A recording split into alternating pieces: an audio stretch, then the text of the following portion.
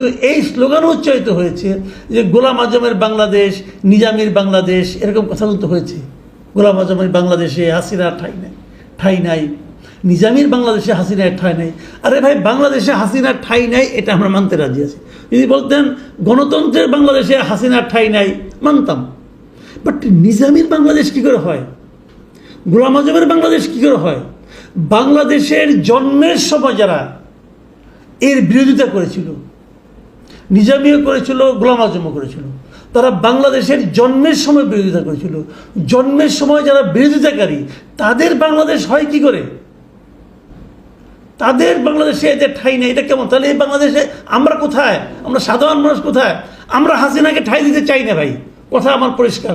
হাসিনা যা করে গেছে তাকে তাকে তাকে ঠাঁই দেওয়ার জন্য কোনো আগ্রহ আমাদের নাই।